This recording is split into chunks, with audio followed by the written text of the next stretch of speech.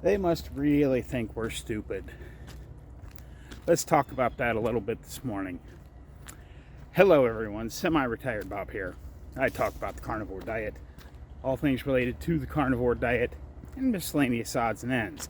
And I'm inviting you to share my journey as I get ready to go down to Texas and move off grid, start my homestead, all that fun stuff. If you're new to the channel, welcome. I'm glad you're here.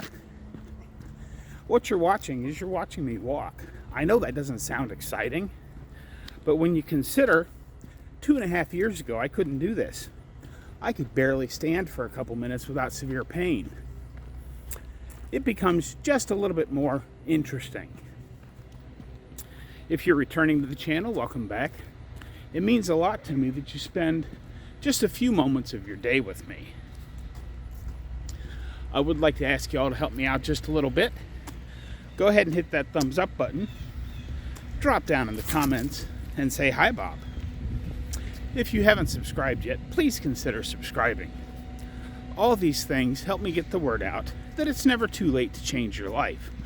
I'm 61 years old, and I'm doing things I couldn't do when I was 40. Like being out here walking every day and going up this hill at a pretty quick pace. I'm probably not going to do any sprints when I get to the top today because last night was dance night. I'll probably put just a little short clip of that in right about here.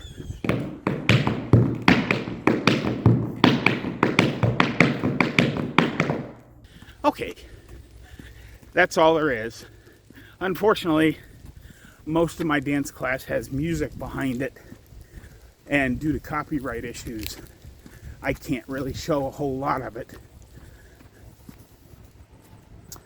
But let's go ahead and talk about this thing as I pick up the pace just a little more here. Let's talk about why they must really think we're stupid. I was reading an article. I don't remember, some other liberal rag,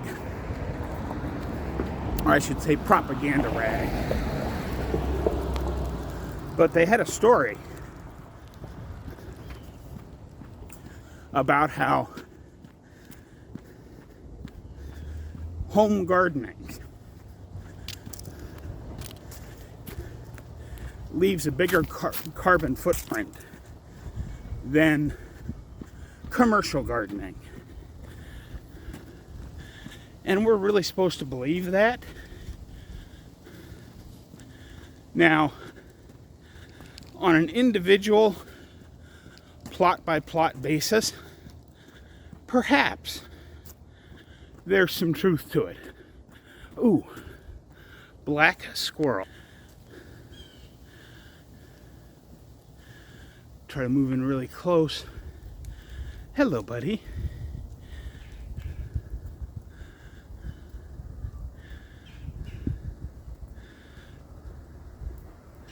There he goes.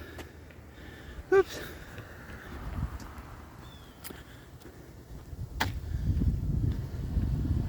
Got a lot of squirrels out here, but I don't see black ones very often.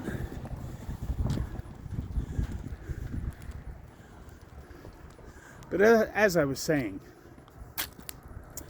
you know, on a plot-by-plot basis, perhaps the commercial farmers are better at it, you know, for water resources and all that kind of stuff. But they didn't tell us how if they factored in how far that stuff has to be transported. Because if you have a home garden, not that I'm advocating for eating vegetables, but if you have a home garden, you can go out back and pick the stuff you want and then bring it back inside. It doesn't cost you any fuel for trucking or rails or any other form of transportation to get it from your backyard into your house. Did they factor that in?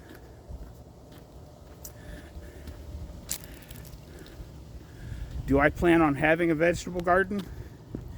Yes, I do. Am I going to eat those vegetables? No. The vegetables are to feed my food. And I think everybody, if you have the ability, should have some backyard chickens or some quail or some rabbits or something, just to have a little bit of a backup plan just in case. I think what they're really afraid of, sorry, this goes off topic a little bit here, but I think the purpose behind articles like this are to try and discourage independence. They don't like the fact, they being this nebulous establishment or whomever, but they don't want you to be independent. If everything goes downhill the way it looks like it's going to go here, they don't want you to have the ability to feed yourself, the ability to create your own electricity. All these things. Back when I first started doing prepper type stuff, I thought that perhaps preppers were a little on the crazy side. Now I think perhaps preppers are the ones that have it right. We should have some stockpiled food, whether it be carnivore foods in a freezer full of meat, or the survival foods. I'm not saying beans are good for us, or rice, or any of that stuff is good for us, but in a pinch, it will keep us alive. So perhaps we should have a little stockpile of that stuff. That's why I still have, if you look in my garage, you'll find 4 big things of oatmeal. It's not instant oats or minute oats or whatever the heck they're called. It's just oatmeal. Is it good for me? No. Do I plan on ever eating it? No. But knowing I have it just in case is pretty good peace of mind. I have a couple big bags of beans in my stockpile in the garage. Do I think I'm ever going to need to eat those? I don't know. I'd rather not. They're not very good for us.